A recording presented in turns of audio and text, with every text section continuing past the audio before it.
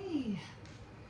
Okay. Hello. Welcome to Tea Time Tuesday. Let me fix this a little bit. You're like all the way down there. Woo! How are we doing today? Hi, my name is Emma, and welcome again to Tea Time Tuesday. I hope everybody is doing well. So let's just jump into this. I'm always multitasking around here. So one thing I learned when I'm filming, especially when I'm trying to get everything in, I learned to put everything on an angle. it just seems to work. Okay, so I am just having my regular blueberry, my true blueberry tea. So I think the last time I had was just regular black tea. You know, like the Lipton tea. That was about the only thing I had. So I'm going to fill this one up to the rim. I'm going to move this over a little bit. Put my little kettle over on that side. So for some reason, it just seems to, when I put my camera this way, it just seems to grab everything. So I say, you know what, I'll do it that way instead. Okay, so while that is steeping, let's take an update on the book that I'm reading. And the book I'm reading, which I'm trying to finish reading, is my Korean deli. I haven't been on my Kindle for a bit, but I do want to get on that one. So I did read last night, and I said, I want to finish this book. You ever get into a book that you're like, it just doesn't get you, like it just doesn't grasp at you? I mean, the title might, and it might not be, oh, that has to be a good book because of the title. But then when you start getting into it, it's like, you just keep reading and reading and reading. You're wondering, like, when are the good parts are going to come in? You know what I mean? So I said, okay, well, let me just continue reading this book because I don't know which way this book is going. If it's trying to show me something, is it trying to share with me about something? So, and that's what I usually like to do when I'm reading a book. I want to see what I can get out of that book. If it's, a fiction or nonfiction or anything like that. Especially when it comes to marketing or merchandising or romance books, because they could take you out of this country. They could, take you to a different country. You feel like you're actually there. It's amazing. So I was reading another chapter, and instead of me, because I was kind of like writing it down there for a minute, and I said, well, let me write it down. This way I can keep like a little list of what I'm reading. I can share it with you guys. But then that was taking too long. So I said, you know what I'll do? I'll just underline it with a pencil and lightly do it. And then at the end of the book, when I'm done with it, I'll just grab one of those pink erasers and just erase all the lines. This way, if I want to give it away or share, or somebody else wants to read it, they won't see all the lines that I put on there. So it looks like it's pretty good. I still have to buy one of those T-balls strainer. I haven't had a chance to get one of those yet, so I'm gonna order that because, like I said, when the tea bag has a string, I could just wrap the string around the spoon and wring out the tea bag. But this one doesn't have it, so I'm just gonna put it there. Yeah, I did get my sugar. I did remember. I said, let me get my sugar out. I should put the stevia in here, but I didn't think about it. Okay, it is what it is. So I'm going to put that aside. And let me just jump right into this book because I was reading it, and it just kind of made me laugh in this chapter because the chapter before that, I think Ben was talking about his in-laws. He was talking about Edward, and he was talking about Kay and how their background and how they got into everything that they were doing, about all the jobs they did, and how they ended up opening up a business as well. because as Kay, she was very good at that. She was very good to running a business, and that's why Gabby wanted to own her own business because her mother owned a business by the time she was 30, and I guess Gabby wanted to follow suit. So she's like, I want to do the same thing. I want to own my own business by the time I'm 30. But and she did. Obviously, they got into this deli, and she did convince her husband to Ben to go along with her. So and when I was reading that last chapter, I was like, okay, nothing interesting in this chapter. And again, it doesn't have like chapter one, chapter two. It just has the titles of the chapter. Let me take a sip of this real quick before it gets warm.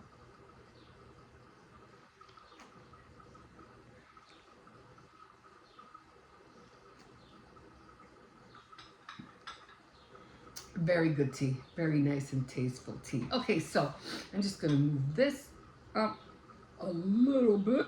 Okay. So, like I said, we weren't in. Like I said, I have paper in here. So we're all the way over here. I get these little papers out of here. I don't even know why they're here. But anyway, it must have been, I might have been taking notes or something. I don't know. So I was reading, like I said, she was talking about his in-laws in the other one. And then we ended up, it was, oh, well, it was in the other chapter. What was the other chapter called? Again, like I said, it doesn't have titles. It just had, oh, here it is. It just had an alienation of labor. And although I didn't really grasp the title with the chapter, but oh well, it was what it was. It was a long chapter, as a matter of fact. Okay, so this one, the next chapter was called Problem Employee. Now this one has to do with Dwayne. Now Dwayne was like the nephew of Sims. Sims, the previous owner of the deli, and he's been there like for years, like I think more than 30 years or something like that. Ever since he was a young kid, he was working, for his uncle. So he's been there for quite a long stretch. And when Ben and Gab took over, Sims did say, you might want to leave my nephew here because he knows all about the business and he can help you. And this way, when things go awry, he'll know what to do and so forth. So they kept him on, probably just for that reason alone. Okay, so I did underline some things. I mean, there were times when Dwayne would do some crazy things, and there are times where he would like, well, just leave those people alone. Don't worry about this. Don't worry about that. Everything's cool. Everything's fine. But Ben would always come in and would see people in the back room, and they'd be all smoking, playing card games and everything. And he's like, what, what's going on here, And Dwayne would just say, hey, it's okay, it's okay. But there were times where, I think something happened where they ended up, Ben was in his area. He was at the View, and for some reason, I guess he was talking to his boss George, and they were in the middle of a conversation. I think they were on the phone or something, or on a computer, and they were talking to one another, and then all of a sudden everything just shut down. Everything went dead. And he's like, oh, geez, he hung up on me. But it wasn't that he hung up. What happened was they ended up having a blackout in the city. So then he started worrying about, like, okay, there's a blackout. What are we going to do? So Ben more or less started to worry about the deli. So he's like, I got to get back to the deli. So And then they would tell you, yeah, it wasn't, nothing crazy. It just wasn't our building that got shut down. It's the whole block. It's the whole city. There's a blackout. So he was trying. He said, well, I got to go help Kate and Gabby because who knows what they're going through. And if they have lights on and everything, he was thinking about looting. He was thinking about them, being in trouble and not being able to get out of it and so forth. But then he ran into Dwayne, and Dwayne apparently had a gun. And he's like, well, I carry this gun for protection. What do you carry? He was asking Ben. And Ben was like, I don't carry anything. And I'm like, I guess Ben never ever thought of something like this ever happening, but it did. So he was telling Dwayne, well, yeah, I carry a what do you call it? A gun. So he says, well, what do you carry? I asked. And with his unusual attention to detail, Dwayne cataloged an arsenal that would have given Travis Bickle the willies. Blackjack, throwing stars, bolo, chain whip, nunchucks, pepper spray, and it goes on and on of telling, asking Ben, well, what do you got? And Ben goes, I don't have anything. But then later on, what happens was that even a police officer came in to check out on the store, and he goes, oh, do you have your piece with you? And Dwayne goes, yeah, of course I do. He goes, good, I'm going to go back out and try to control whatever's going on out there. So, but in a few ways, I guess Dwayne kind of like got upset with one of the customers because this one customer came in and he wanted to have he had no shirt on. He came in, I guess he was either homeless or something like that, and he insisted on having a beer. And Dwayne was like, no, get out of here. And this guy just didn't want to leave. And so Dwayne was really getting upset, really getting pissed, and he wanted to, just throw him out. And the guy was just giving them problems, and he just wouldn't leave. So then Ben said, you want to know what? Instead of us arguing with him and me arguing with you and everything's going in an uproar, I'm just going to get him his can of beer and tell him to leave. He goes, look, if I give you the can of beer, will you leave? So Dwayne was really upset by them because he's like, no, I'm telling you, don't give him the beer. Just tell him to leave. But I said, yeah, but then a fight's gonna break out and everybody's gonna be knocking, on one another. He said, no, don't want to do that here. So he was more worried about, the store of looting and everything, and all the food, especially the perishables getting bad because they weren't sure when the electricity was going to go back on. So he was all worried about all that. So he goes, you know what, I'm just going to give him the beer and tell him to go. And Dwayne was like really pissed about it. So he even stopped Ben like, you're not getting the beer for him. And Ben was like, and he said like, move, get out of my way. I'm just going to give him the beer and I'll make sure he leaves. So then he finally, kind of like reluctantly, Dwayne does move aside and he does let Ben get a beer. I don't know what kind of tall boy it was, but he came back and he goes, okay, here's the beer. Now, if I give you this beer, are you going to leave? So then the customer or whatever he was didn't want to go, and he's like, leave. You got your beer, now go. And then the guy goes, it's not a Heineken, I wanted a Heineken. So at that point, I could just see Dwayne's face, like, really, like really. But Ben had gotten so pissed, and he said, "Take your beer and get out of here." So he ended up doing the same thing Dwayne did, but giving the guy the beer, And then finally the guy left. So I guess Hootie Cobb was really upset Dwayne was really upset with Ben. Now I don't know where Kay and Gabby were at, but apparently they were there. But all of a sudden, Dwayne grabs his keys and he ends up talking to Ben. Said, "Come on, come with me, let's go." So he drags Ben, throws him the keys, goes, "Just drive." So then they're driving and they're both in the car together.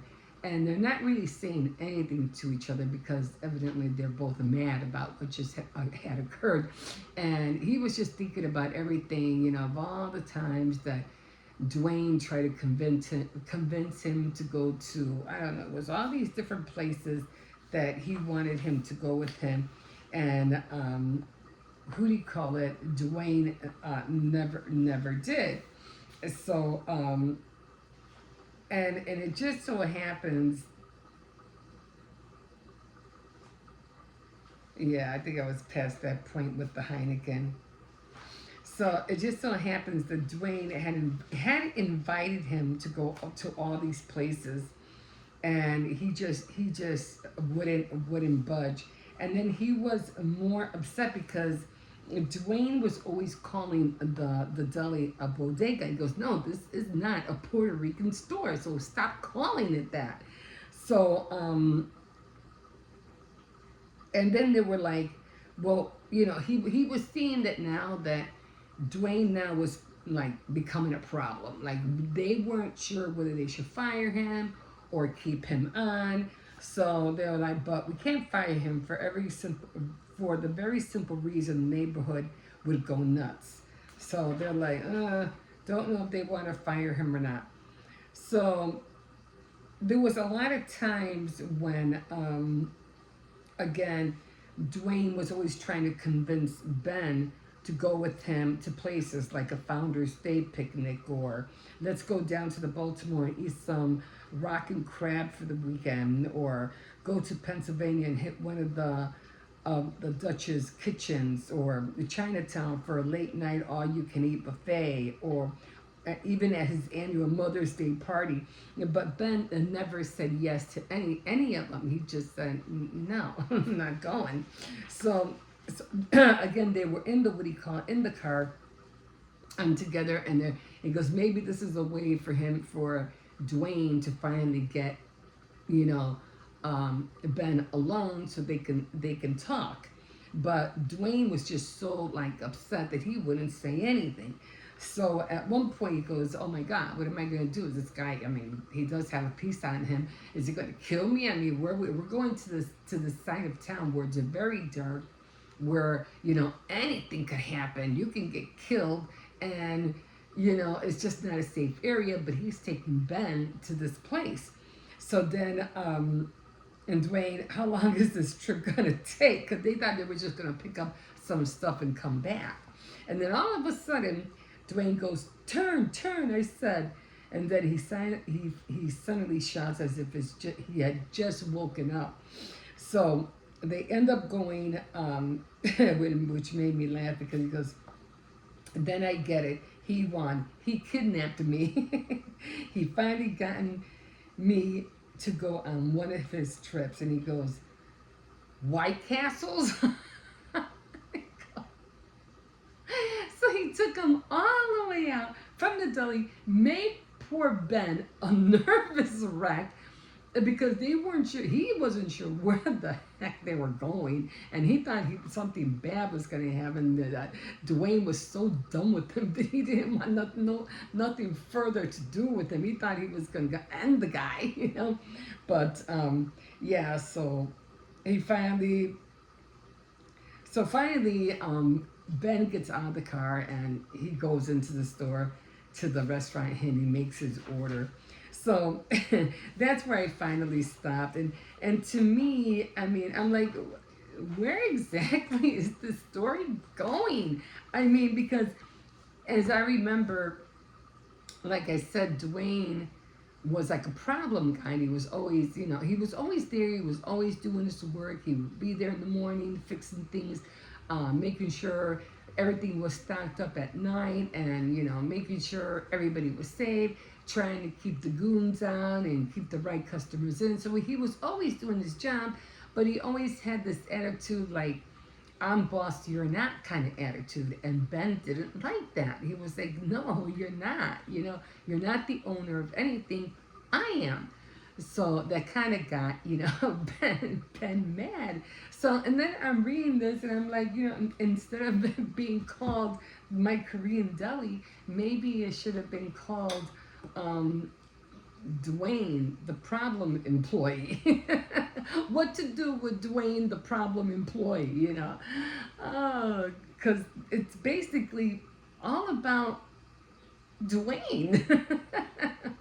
Or Dwayne, the problem employee. So it just makes me laugh that they've gone this far. Dwayne is still there. He's still giving problems to poor Ben. And they're like, should we fire him? Should we keep him? They don't know what to do. They really don't want him there. But as his uncle said, if you fire him, you're going to regret it. You're going to regret him not being there because everybody knows him. I mean, when you've been around for that long, everybody's going to expect the same thing, to always be there. And everything would run smoothly, but it wasn't always that smooth because you had all these different kind of people coming and going and trying to get things for free, and and using the back room like their hangout place, and it was just going crazy. And Ben's trying to navigate this whole running the deli business with Gabby, and then he has the review that he has to worry about, and him coming back and forth, and then Dwayne, pulls the stunt with the gun and kidnapping him, and then not talking. He's like, I don't know what to do with this guy. I really don't know what to do with this guy, So that's where they're at right now. Like, they don't know if they want to keep him or not. So I had the feeling they're gonna keep him, but at the same time, like I said, I'm not sure. I'm cooking right now. I'm not sure where this book is going yet. So I'm like, I can't wait to finish this book already. I should just sit down and get it over with, right? But I have the feeling that that Ben will finally have the deli him and Gabby always wanted, and that Dwayne will be there with them until they die. At least that's what I'm getting. Anyway, I just want to show you the cookies that I made.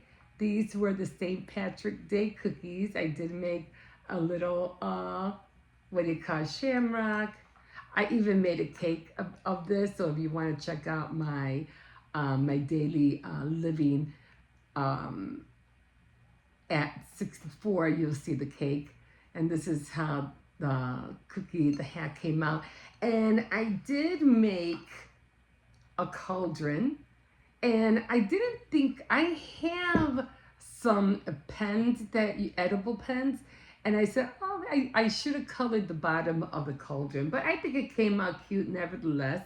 And I did try to put some gold on top because to me they looked more like bubbles than gold coins, but I did the best I could. So they came out. And then I do always, I don't know what it is, but I don't like the, what do you call it, the icing to cover the whole cookie. I don't know, I'm just different that way. I don't. So I'll probably eat this later. And so far, all the cookies are almost disappearing. So that's a come I don't like to make too much of a batch, because otherwise they'll be all gone. And it's like, or I'll have a lot left over, nobody will eat them, or they won't be decorated at all, and I'll just end up throwing them in the garbage. So that's a come I just make a small batch, and they can eat them at their leisure. Okay, so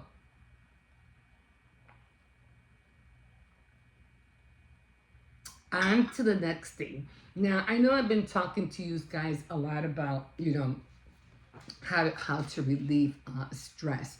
Now, it is very important to do all you can to release stress, because, like I said, we go through that a lot. There's always something to stress you out.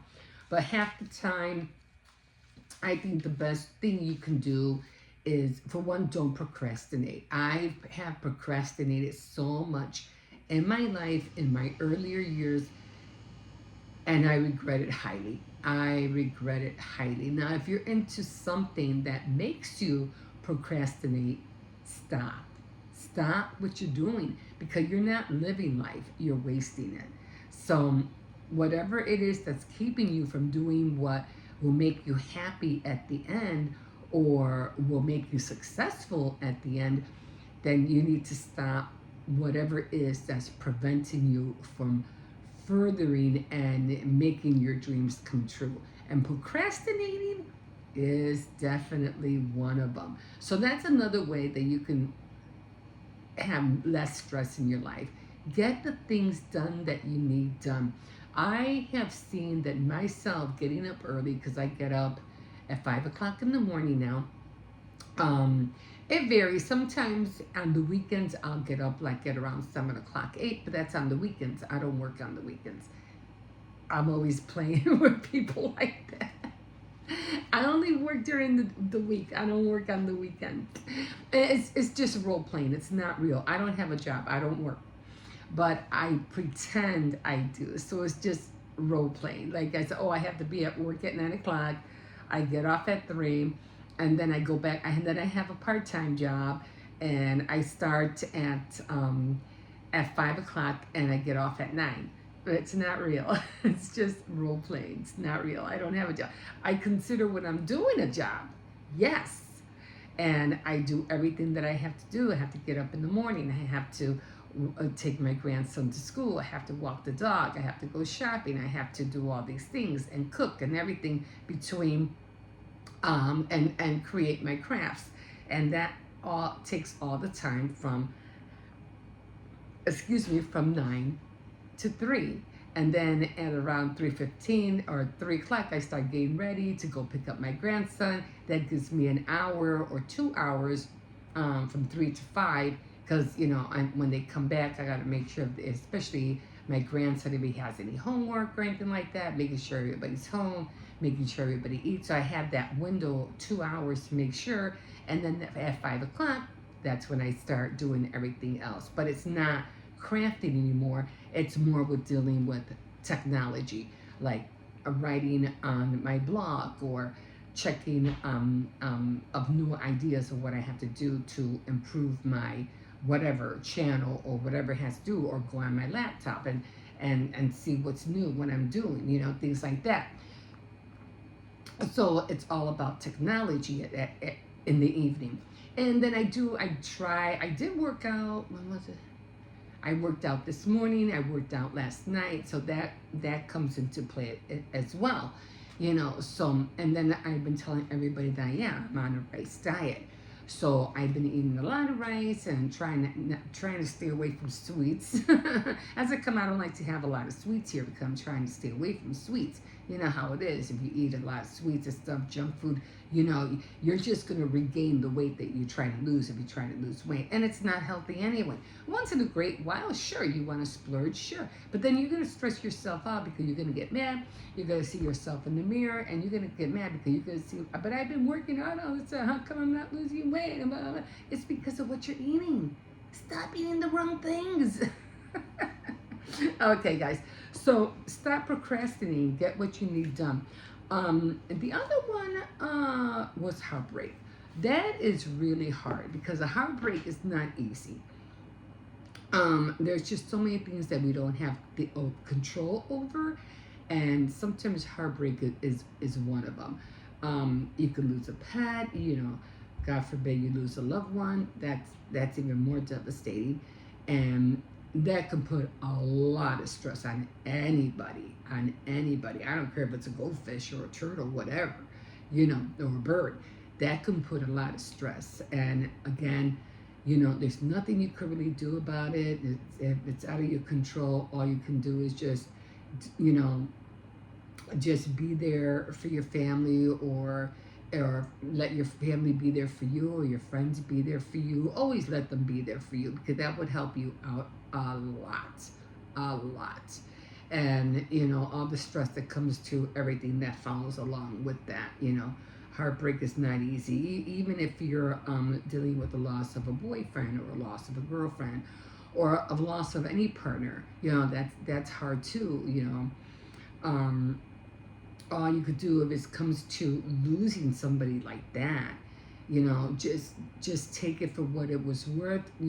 Think of the good times, but don't make more of it of what it wasn't. Especially if that relationship wasn't meant to be, let it go. Just let it go. Move on.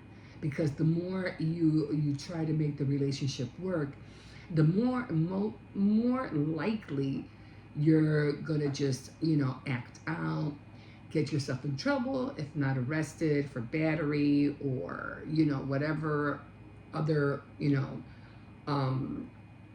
what is it called, altercation that you might end up putting yourself into because you don't want to let go of that person. So just let the relationship go. I mean, it can even end in murder, so which is even more scarier. You don't want and then the ones who end up being the victims are, if you have children, is the children. So always, like I said, heartache, breakups, all that very, very stressful. But the only thing I can think of that, which is another stress that could be put on you, and you got to try to do the best you can with it, is do the right thing. Now, doing the right thing isn't easy neither. If what do you call it? I mean, it's hard to do the right thing in this world. And if if you're into reading the Bible or what, reading what are those books? Self-development books, or books that will help you be better yourself. I mean, you could try to follow along with those things. Those would help a lot. But doing the right thing would be more beneficial for you than anything else. Paying your bills on time, paying your rent on time, visiting a friend when you said you would, visiting somebody when you said you would, keeping in contact with people, just doing the right thing, and going to work, on time, and doing what you got to do. I mean, it's just being a good person. That's hard sometimes, because we bump into the wrong person on the train and the bus, and it gets you mad, especially when they do it on purpose and you didn't do anything wrong. It's always hard to turn the other cheek, but sometimes just living the right way, doing the right thing will help you out a lot in the long run. It really, really will. So just those, I mean, I had another one.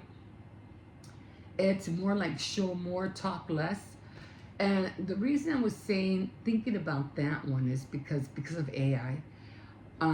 So we have a lot of videos, that a lot of people, as a matter of fact, a lot of videos I've seen lately have they just show what they do, and they hardly don't even talk. And if they do, they type everything. You ever notice that? How they're showing what they're doing, but they just type and they don't talk at all. I was thinking about that the other day, and I was like, if you really talk too much, it's pretty much certain the AI is going to take your words and use it for something else. So, I know you want to talk. I know, sometimes we need to talk to share our experiences, share what we have been going through in life and everything. But if you don't really have to share and talk that much, I'm not saying not to talk, just try to talk less. Show more, talk less. That's how I see it. And that's sometimes what I do too. Instead of me talking, I'm just showing you what I'm doing. And I'll just throw in a few words here and there. But yeah, that's another way. And talking a lot can get you in trouble too. There's always something, especially at work. When you're working with co-workers, you can't gossip. For one, I mean, that will be your biggest downfall right there. You can never talk about the other person. It's going to get to her. Oh, you want to know what I heard? What she said? And then you're going to have to try real hard to say, I didn't say that, but maybe in not so many words, but you said something. Because she heard and she told the other girl. Now you're like, you know. So especially at work, try not to engage in conversations that you should, and don't invite yourself to places where you feel like you shouldn't be. I remember going to a wedding, and this was because it was my daughter's friend, and they invited us, and my daughter wanted to go, but I was like, I don't want to go. I don't know any of those people, and I really don't want to be there. I don't want to dress up for to go somewhere where I don't know anybody. But I went nevertheless. I took my daughter, and I had a miserable time. I was like, oh, why am I here? You know, so that's one thing I will never ever go to a place or invited to go to a place where I don't know anyone. No. And then the person who was getting married was like, again, it was my daughter's friend, and her mother was the one that getting married. You think she had time for me? No. And I didn't know anybody else there neither. So that's another thing I learned to do. Don't go to places that, yeah, you're invited. Just say, oh, thank you so much for inviting me, but I think I'll pass on this one. But I appreciate the thought, and leave it at that. The same thing, you know, anything, if you're being invited to, you know, a wedding, a party, anything like that, if you know you're not going to be comfortable there, don't go. Don't go. It's better for you just to send them a card. Thank you for inviting me, but you know, like I said, the thought is the thought that counts. Thank you for thinking of me, and just send them a little something, you know, a gift or something. But don't go. Believe me, you'll appreciate it. Okay, guys, so I think that's all I have for you today, and I'm going to try to finish that book. I don't know when I'm going to finish it, but I can't wait to find out what's going to happen to Dwayne.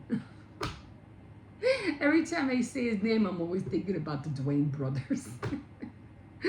But anyway, thank you for joining me for a cup of tea and a little chit chat. And yeah, we'll catch you next time. And again, you can always like, subscribe, and definitely comment. And we'll catch you next time on Tea Time Tuesday. Okay, guys, we'll see you in a bit. Bye-bye.